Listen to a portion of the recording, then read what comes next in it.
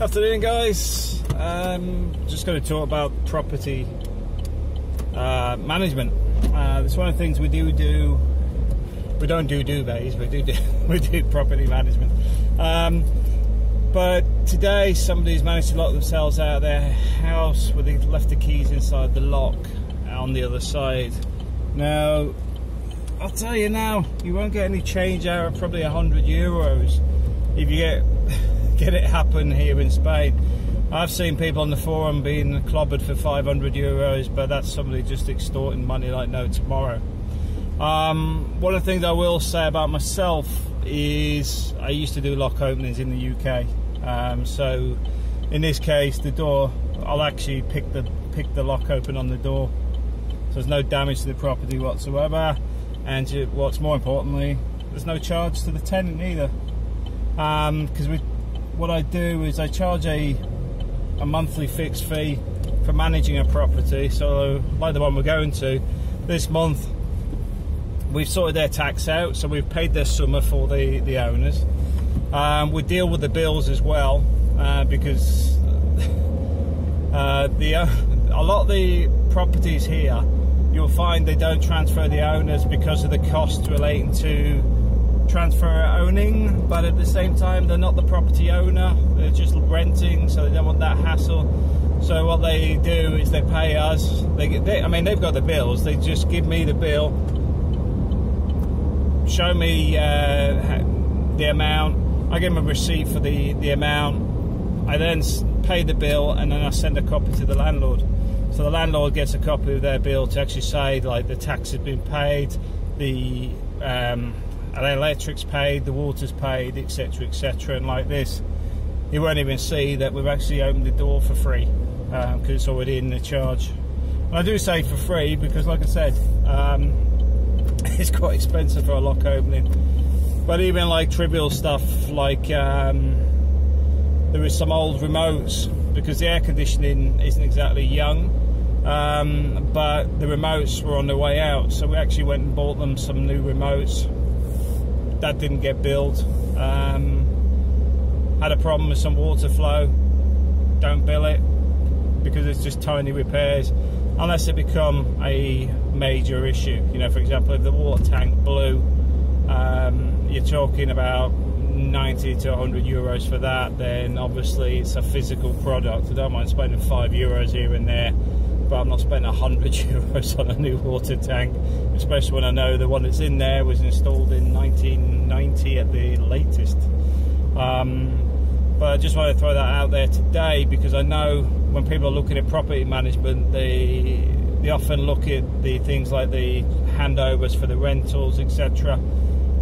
But we do actually go around, switch the meters on, check the lights, check nobody's breaking in, make sure that the properties are secure, pick up the mail, open the mail, email the mail, because a lot of the time the stuff the landlord needs, it may not be relevant to me, because if the property is empty, then obviously I'm not responsible for paying the electric and water bills, because it's got to come off the landlord till they get a tenant in there. So things like that, we'll pick up the mail. All they do is they pay a fixed fee every month to deal with those problems.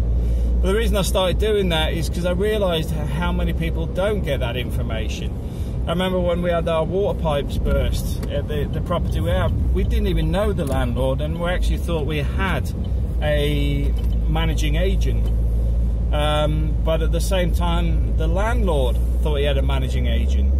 So we didn't have any communication with each other, and at the same time, the person in the middle didn't transfer any of the information between the two parties, even a simple one to say, oh, we just do a fixed fee for getting somebody in there, after that we don't want to know, which would have been fine.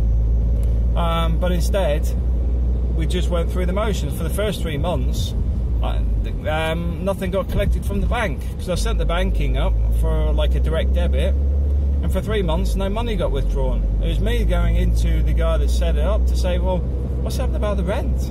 You know, nobody's collecting the rent. And a few other things, and that's why I thought, you know what, this isn't how things should be run. and I know I could do a lot better than a lot of other people out here. And I'm not saying all people are bad, I'm just saying I could do a lot better than a lot of people out here.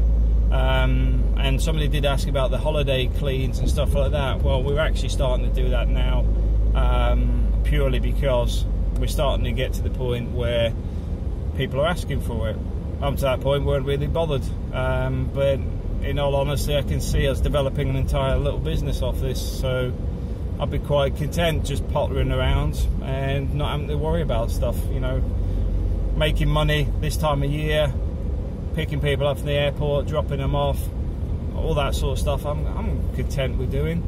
And before anybody asks, are we above board and legal for that? It's not me doing the airport runs. If you do want an airport run with me, we'll have to define it something else. But the whole point is, a lot of the airport runs and stuff are done by Igor, which he actually has all his paperwork and insurance, etc. This is a private vehicle. This is my car. As such, it doesn't cover for what they class is private hire, like a taxi or whatever. But Igor's is covered. But even then, like I said, I'll leave that to one side. But if you do want airport pickups, I can sort that out with Igor. Same with a lot of the maintenance issues, because like I said, with a lot of the small stuff, we're managing the property, then we do it anyway. Because let's just call it, for the first 2 hours is within a fee. After that, we'd have to look at charging, in the sense that if it's took more than 2 hours, then it's a bit more than just a sockets fell off the wall. More like the bloody thing needs rewiring, which is more likely in this day and age, due to the quality. A lot of the stuff was built when it was originally built, which is why when Igor bought his, well, I think it's on his third apartment now, he now owns, he rewires them. He does all the electrics, he does all the plumbing, makes it all right, so that he doesn't have to worry about it in two ways. One, when there's somebody living in there, but secondly, once you've invested that money in your electrics and stuff, it's probably not going to outlast him, you know, at the end of the day, because it's been done right the second time round. When I say the second time round, because he didn't install it in the first time round, that was the construction phase, the big boom on the coast, which leaves a lot of properties with no insulation and other issues, but that's for another day. But anyway, I'm nearly here, but I just wanted to say, yeah, that's the sort of thing that you'd expect from what we do, which is a little bit different than a lot of managed services, in the fact that we keep our landlords informed as well as the tenants, because we want people to have the right information. That way it's all fully transparent, everybody knows where they stand, and nobody gets any nasty surprises. In the same way, if I see a leaky boiler or something, I'm not on about gas, I will actually say to the landlords, be aware that the boiler looks like it's got about 3 years maximum left in it. When I say maximum, it's sort of like for €100, it's worth changing for peace of mind once you've got somebody moving in there. And I say once you've got somebody moving in there, because obviously you can get it straight out of the deposit, so it's not even costing the landlord money realistically, because you'll get it back off the first month's rent. But anyway, thanks for watching.